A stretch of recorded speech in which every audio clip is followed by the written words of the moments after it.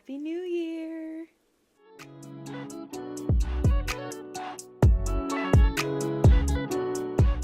I am very excited and very happy to be back making videos in the new year, mainly because this is my second year with my channel. I'm very happy to celebrate.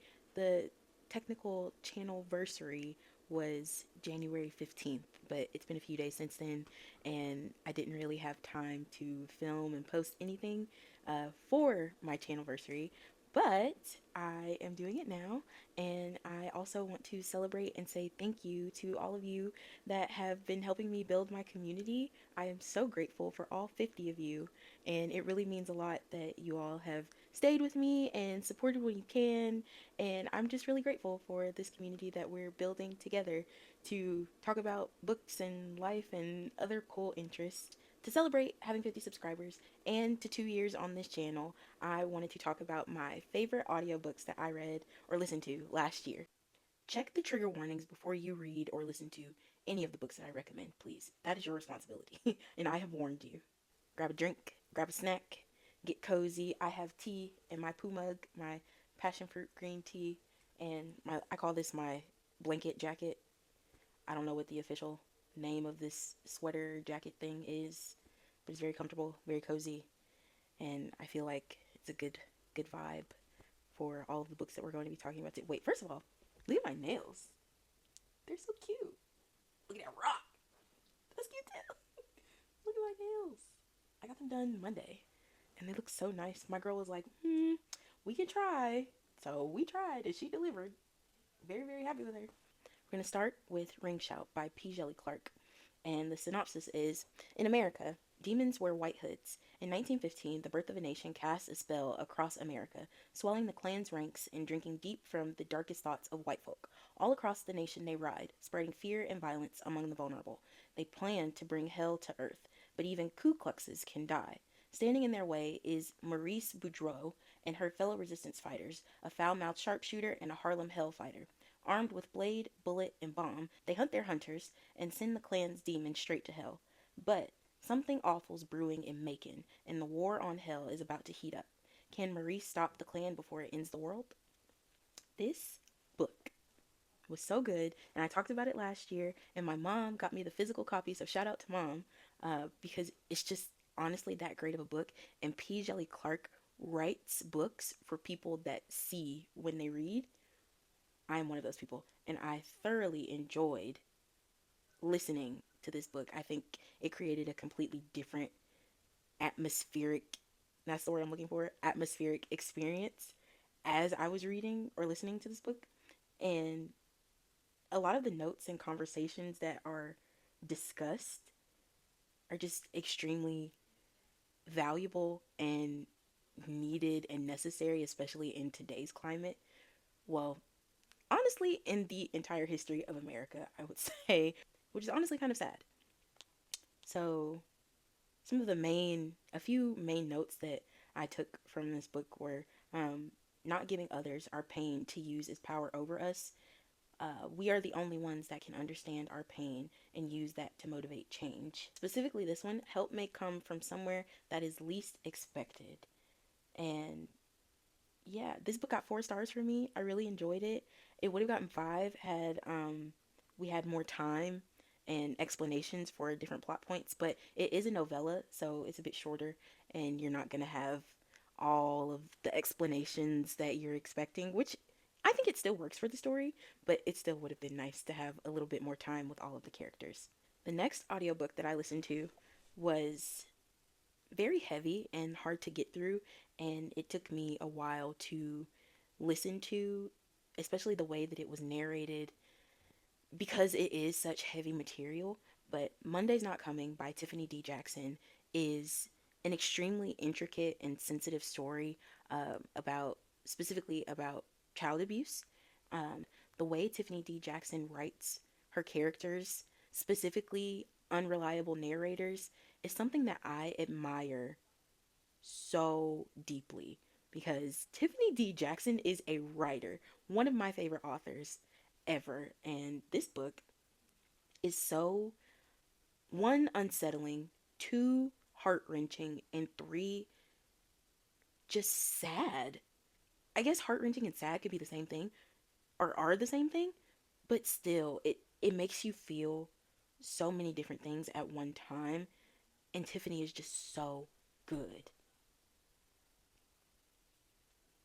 So, Monday Charles is missing, and only Claudia seems to notice. Claudia and Monday have always been inseparable, more sisters than friends. So when Monday doesn't turn up to the first day of school, Claudia's worried. When she doesn't show for the second day, or second week, Claudia knows that something is wrong. Monday wouldn't just leave her to endure tests and bullies alone. Not after last year's rumors, and not with her grades on the line. Now Claudia needs her best and only friend more than ever. But Monday's mother refuses to give Claudia a straight answer, and Monday's sister April is even less help. As Claudia digs deeper into her friend's disappearance, she discovers that no one seems to remember the last time they saw Monday. How can a teenage girl just vanish without anyone noticing that she's gone? The notes that I was taking as I was reading this book, you can see me spiral in real time because I was going through it. I was the same way that Claudia is low-key losing her mind as the book goes on. I felt I was experiencing that as I was listening to the book go on. And the narration of this book, the narration of this book is bone chilling. I can't get over it. It still haunts me. I will probably never listen to this book again or get a physical copy and read it. However, I do recommend that others read it. The main takeaway that I got from this book outside of um, protecting children and making sure you know where the children in your life are and giving a very specific type of care to them is that it is a privilege to have your life documented in photos because so many people do not have that. And if you listen to this book or read this book, you will understand exactly where I'm coming from when I say that it is a privilege to have your life in photos. I listened to The Bullet Swallower by Elizabeth Gonzalez James sometime over the summer as one of my book club books, and my book club really enjoyed this book, and I did as well. And I enjoyed just discussing the themes of cycles throughout this book, and it was truly just a really cool take on like a past and present and future concept. And there's magical realism. It was just a really cool element that I wasn't expecting to work so well in a story like this, but it works. So, The Bullet Swallower, a dazzling magical realism western in the vein of Cormac McCarthy meets Gabriel Garcia Marquez. The Bullet Swallower follows a Mexican bandito as he sets off for Texas to save his family, only to encounter a mysterious figure who has come, finally, to collect a cosmic debt generations in the making. In 1895, Antonio Sonoro is the latest in a line of ruthless men. He's good with his gun and is drawn to trouble, but he's also out of money and out of options. A drought has ravaged the town of Dorado, Mexico, where he lives with his wife and children, and so when he hears about a train laden with gold and other treasures, he sets off for Houston to rob it, with his younger brother Hugo in tow.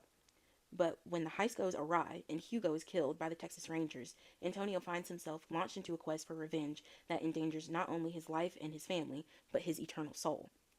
In 1964, Jaime Sonoro, is Mexico's most renowned actor and singer. But his comfortable life is disrupted when he discovers a book that purports to tell the entire history of his family, beginning with Cain and Abel. In its ancient pages, Jaime learns about the multitude of horrific crimes committed by his ancestors, and when the same mysterious figure from Antonio's timeline shows up in Mexico City, Jaime realizes that he may be the one who has to pay for his ancestors' crimes, unless he can discover the true story of his grandfather Antonio, the legendary bandito El Tragabalas, the Bullet Swallower. This is a lot. A family saga that's epic in scope and magical in its blood, and based loosely on the author's own great grandfather, The Bullet Swallower tackles border politics, intergenerational trauma, and the legacies of racism and colonialism in a lush setting and stunning prose that asks who pays for the sins of our ancestors and whether it is possible to be better than our forebears. It is a lot. It is a long listen slash read, but it is necessary. The narration going back and forth the way that it does is too good. And it also, I said this in my book club, but it gives the same vibe as the it's become a meme now, But the meme of Kamala Harris saying, "You think you just fell out of a coconut tree? You exist in the context of all that came before you," and whatever else she says.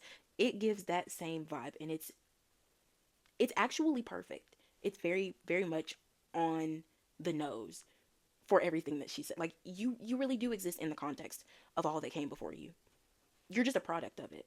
Another thing that I noted on my review on my Instagram page is that time does not move forward, it just circles, which leads me to my question of, if everything is cyclical, are we doomed by the misdeeds of our ancestors? How are we breaking the cycle? Oh, okay. The next one is another Tiffany D. Jackson book, allegedly. So, Mary B. Addison, please hold on. Before I get into this too deeply, please check the triggers. Check the triggers for this book. Oh my stars. Okay. Mary B. Addison killed a baby, allegedly.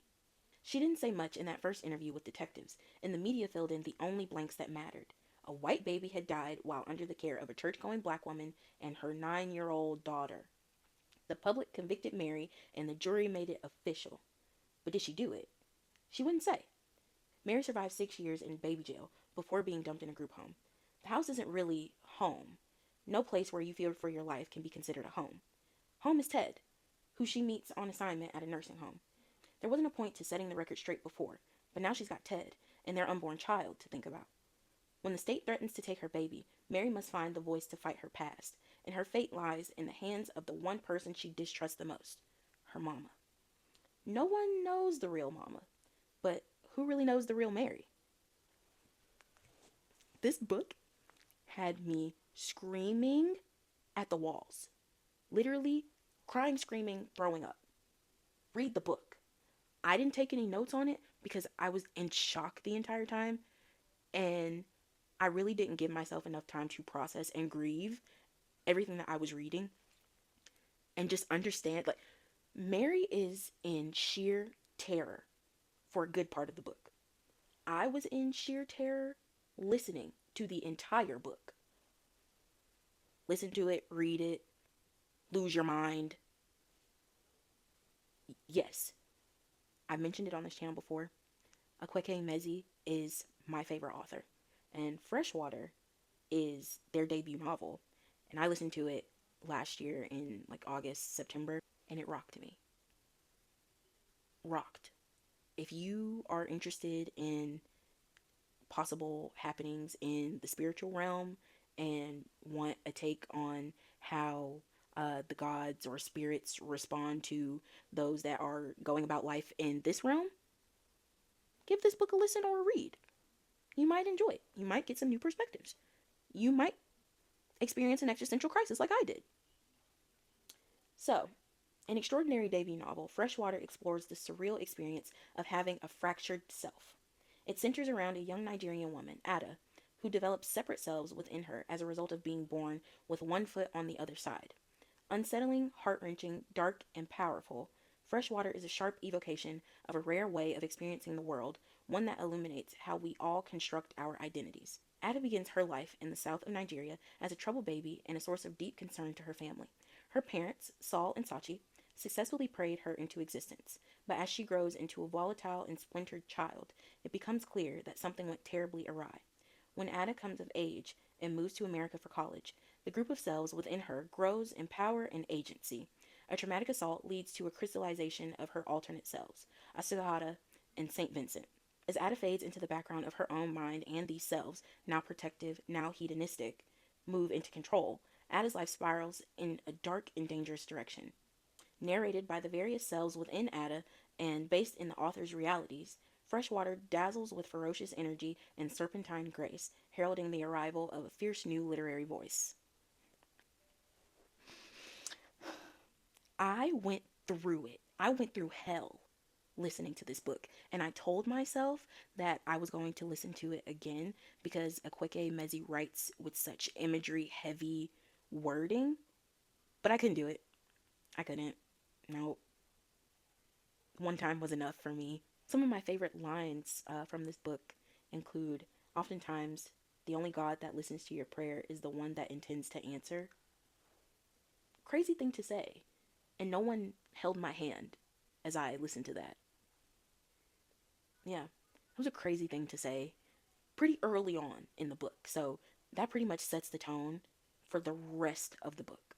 And I really hope that prepares any of you that decide to listen to or read this book because it still didn't prepare me.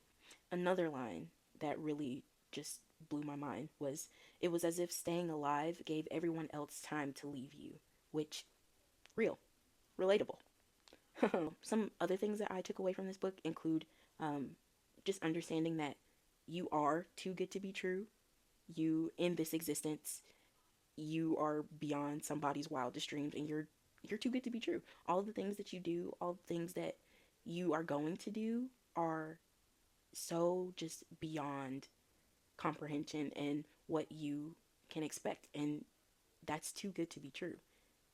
And I took that as encouragement, um, and just kind of like a, look at you, this magnificent creature that keeps going and keeps doing and living and experiencing and creating this existence that is sometimes completely impossible, but you keep doing it because you're too good to be true. That was cool. And one of the biggest things, when you name something, it comes into existence. So be very mindful of what you're saying, how you're speaking over yourself or somebody else or a situation. Any possibility that you give creates a possibility for existence. So be careful. Okay, a break from the heavy stuff, some fun, absolutely unserious listening time that I had was listening to Their Vicious Games by Joelle Wellington. This book was hilarious, and I had the time of my life. Like, it was still heavy. However, it was hilarious and a lot lighter than the other heavier materials that I was listening to last year. And I really appreciated the fact that Joelle acknowledged that this was such a deeply unserious book and it's meant to be a fun time. And I love when authors acknowledge and accept that sometimes they're writing, or even when they're intentionally writing these things, they make it clear like, hey, it's supposed to be lighthearted. Don't lose your mind over it. There's still some parts where you lose your mind a little bit, but overall, it was so much fun and very much a cross between. I haven't read Ace of Spades yet. Uh, it's described as a cross between Ace of Spades, Squid Games, and The Bachelor. I said it's very much Hunger Games and The Bachelor. I can see a little bit of Squid Games too. I guess Squid Games is like the lighter aspect of it because Hunger Games is very heavy. So yeah, because I haven't read Ace of Spades yet, I said that it was more of the Hunger Games, The Bachelor, and then add Squid Games. Crazy. So, a black teen desperate to regain her Ivy League acceptance enters an elite competition only to discover the stakes aren't just high, they're deadly. In this searing thriller that's Ace of Spades meets Squid Game with a sprinkling of The Bachelor. You must work twice as hard to get half as much. Adina Walker has known this the entire time she's been on scholarship at the prestigious Edgewater Academy, a school for the rich and mostly white, upper class of New England. It's why she works so hard to be perfect and above reproach, no matter what she must force beneath the surface. Even one slip can cost you everything. And it does. One fight, one moment of lost control, leaves Adina blacklisted from her top choice Ivy League college and any other. Her only choice to regain the future she's sacrificed everything for is the finish, a high-stakes contest sponsored by Edgewater's founding family in which 12 young, ambitious women with exceptional promise are selected to compete in 3 mysterious events: the ride, the raid, and the royale. Crazy. The winner will be granted entry into the fold of the Remington family, whose wealth and power can open any door. But when she arrives at the finish, Adina quickly gets the feeling that something isn't quite right with both the Remingtons and her competition, and soon it becomes clear that this larger-than-life prize can only come at an even greater cost. Because the finish's stakes aren't just make or break, they're life and death. Adina knows the deck is stacked against her. It always has been. So maybe the only way to survive their vicious games is for her to change the rules. I didn't take any notes because I was having too much fun. So, I don't really have anything to say other than it's a fun ride. Um, I want a multiple perspective series installment of their Vicious games, and I need to know the points of view of so many different people. I need to know the points of view of so many different people that were involved. I would love to read about all of the different, well, not all of the different contestants. Who did I say I wanted to read about? Oh yeah, I said I wanted the POVs of Leighton, Saint, Four, and Graham's mom. They were going crazy. They were going crazy. And it was such a fun ride. Like, when I say unserious, unserious. Like, you're laughing the entire time because it's comical. It's comedic death. The timing, the pacing, too good. Thank you, Joelle. I enjoyed. Sure did. Heavier again.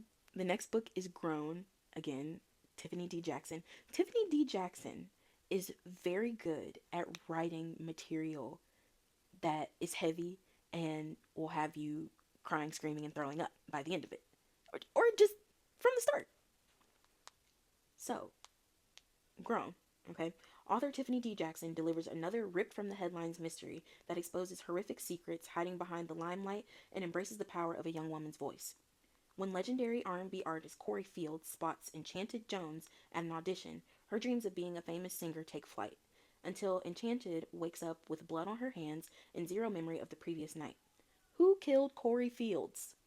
Before there was a dead body, Enchanted's dreams had turned into a nightmare. Because behind Corey's charm and star power was a controlling dark side. Now he's dead. The police are at the door, and all signs point to Enchanted. Another book that I was just too locked in, I couldn't take any notes. I finished this audiobook in a day. Too locked in. And I was scared. Actually scared as I was reading this book. And when I was gasping, I was screaming. Tiffany! Tiffany! How do you do this? Every time you do this, how do you do this? Again, unreliable narrators. I will eat that up every time. Thank you. This book got 5 stars from me. I realized I didn't say the rating. It got 5 stars. Yeah, a great commentary on minors being in the industry, and how do we as a society protect the younger people that are just trying to follow their entertainment dreams. Also, where are the parents? Put the parents in jail. Put the parents in jail. There was a certain documentary that came out a couple years ago about a certain R&B singer that very much reflects Corey Fields, allegedly. And could Corey Fields loosely be based on this particular person that I am talking about? Possibly. Allegedly. Maybe. Okay, the last 2 books that I'm going to discuss for my favorite audiobooks of 2024 are both by Akwaeke Emezi, because I told you all they are my favorite author and I enjoyed their work so much. And I'm glad that I listened to these last books instead of actually reading them, because these are movies. Every single one of these books that I've discussed so far, movies. Little Rot. Crying, screaming, throwing up. One weekend, the elite underbelly of a Nigerian city, a breakup that starts a spiral, a party that goes awry, a tangled web of sex and lies and corruption that leaves no one unscathed. Little Rot is a whirling journey through the city's dark side, told through the eyes of 5 people, each determined to run from the twisted powers out to destroy them. Aima and Kalu are a longtime couple who have just split. When Kalu, reeling from his loss, visits a sex party hosted by his best friend Ahmed, he makes a decision that will plunge them all into chaos, brutally upending their lives. Ola and Soraya, 2 Nigerian sex workers visiting from Kuala Lumpur, intersect with the 3 old friends as everything goes to hell. Sucked into the city's corrupt underworld, they're all looking for a way out of the trouble they've instigated, driven by loss and fueled by a desperate need to escape the dangerous threat that looms over them. They careen madly in the face of the poison of power, sexual violence, murder, betrayals. Little Rot tests how far these 5 will go to save each other, or themselves, when confronted by evil, culminating in a shattering denouement. With each novel, with each creation, Akwaeke Emezi shows their genius as a storyteller, as a visionary force, who has created a thrilling tale of sex, power, and deviance in Little Rot. You won't be able to look away. I wasn't able to look away. Yeah. And by the end of it, I guess it's called Little Rot because everyone is quite literally rotting in this book, mentally, physically, emotionally. And by the end of it, I felt like I was rotting. Just, I couldn't process after I finished this book. Like many other Akweke Mezi books that I have read, and I'm sure will read in the future, I couldn't process and I couldn't grasp the sheer speed that this story was told at. It's a great speed, but everything happens quickly, very quickly, and you'll have whiplash sometimes because you're going between timelines and points of view. There's multiple narrators. They're unreliable. You're going to lose your mind, and I'm sorry. I apologize for recommending this book in advance because if you decide to ruin yourself and read these books, read this book specifically, you're going to lose it. One of the first notes that I took about this book was this is a movie and things are getting godless and gay. I hope that sets the tone for anyone that decides to godless and gay. Yeah. It, I don't check the triggers. Check the triggers for this book. All of the I'm reiterating all of the books, but especially this book cuz I thought I was going to have to put it down. I really did. But some part of me kept going. Main takeaway from this book is that we are all connected. How many ever degrees of separation you have between you and the next person, it might be 6, it might be 2. Two main takeaways. We are all connected and we all surrender on some level. There's going to be something that makes you surrender, whatever it is, for whatever reason. This book will show you how far some humans will go when it comes to pushing their own limits and pushing the limits of others. And there's always someone that is more powerful than you are. And sometimes the people with the most not sometimes, all the times, usually 9 times out of 10, the people with the most power are going to do whatever they can to break down the people with less power. It's sick. Sick and twisted is what I will say. Godless and gay, sick and twisted. Read it. The last book that I am discussing in this video is The Death of Vivek Oji. And 5-star read. Little Rot was also 5 stars, but this is a 5-star read, mainly because of how the topic of grief was handled, and another reason being the dynamics between each of the characters is something that I really appreciated, and I feel were written very well and as delicately as you could, given a story like this. And it's so sad. It's so sad and just difficult. This is difficult material. One afternoon, in a town in southeastern Nigeria, a mother opens her front door to discover her son's body, wrapped in colorful fabric, at her feet. What follows is the tumultuous, heart-wrenching story of one family's struggle to understand a child whose spirit is both gentle and mysterious. Raised by a distant father and an understanding but overprotective mother, Vivek suffers disorienting blackouts, moments of disconnection between self and surroundings. As adolescence gives way to adulthood, Vivek finds solace in friendships with the warm, boisterous daughters of the Niger wives, foreign-born women married to Nigerian men. But Vivek's closest bond is with Osita, the worldly, high-spirited cousin whose teasing confidence masks a guarded private life. As their relationship deepens, and Osita struggles to understand Vivek's escalating crisis, the mystery gives way to a heart-stopping act of violence in a moment of exhilarating freedom. Proposally readable, teeming with unforgettable characters, The Death of Vivek Oji is a novel of family and friendship that challenges expectations, a dramatic story of loss and transcendence that will move every reader. Spot on. It is a deeply moving story of being who you are and realizing that sometimes your true self won't be accepted until you're no longer able to express your true self. The first note that I have on this book is being gay the worst thing your child can be? Because that's how Vivek's parents were making it seem, honestly. Oh, 3 last little notes that I have. Your children are not possessions or trophies. They are people of their own. When you do not see your child, you fail as a parent. And the last one, love and guilt sometimes taste the same. And that hurts. This book hurt. It hurt. But it was beautiful and inspiring and also just deeply sad. If Tiffany D. Jackson can write ridiculous, heart-wrenching, irritating, mind-breaking stories, Akweke Emezi can write sad, grief-filled, soul-destroying stories, but they're both one and the same, like they go together. I can't these two are my favorite authors, and I guess that means I just like torturing myself. I don't know. But yeah, it took me about a month to get through this book because it is so heavy, and I have a note that says it just won't end because that's how it felt. And it felt like the characters were saying that it just won't end, as in their grief or the turmoil that they were experiencing, the mental and emotional turmoil that they were going through. Vivek especially, like, it just would not end. I can't recommend these books enough.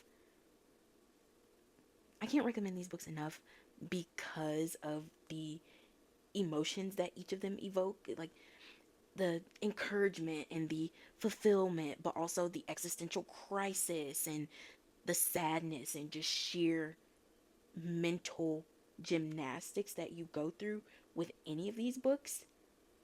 It's just so fun, and I don't like to turn my brain off when I read. And I'd seen some discourse about that online. Oh, sometimes it's just fun to turn your brain off and read and just take in what is being said in each storyline. How are we turning our brains off and reading? Am I missing something? Maybe I just don't know how to do that. And I don't think I want to know how to do that because I enjoy these types of stories so much because of the conversations that they bring about and all the things that my brain just gets to explore as I read them. But anyway, thank you for sticking around for this long. Thank you to all 50 of my subscribers that I have for staying with me on this journey and just watching anything that I put out. I really appreciate it. To anybody that joins my community in the future, I'm grateful to you. Thank you for staying, coming, and then deciding to stay. I appreciate you as well. I would just like to reiterate, if you decide to read or listen to any of these books, take care of yourself, check the triggers, and don't feel obligated to finish or even pick up any of the books that I recommend. What else would I like to say? Yeah, reading is supposed to be fun, and I enjoy getting back to the younger version of me that was obsessed with books and just enjoyed being in the minds of other people. And I hope that other people that come across my videos experience the same thing. So thank you again, and I will catch you in the next one. Bye!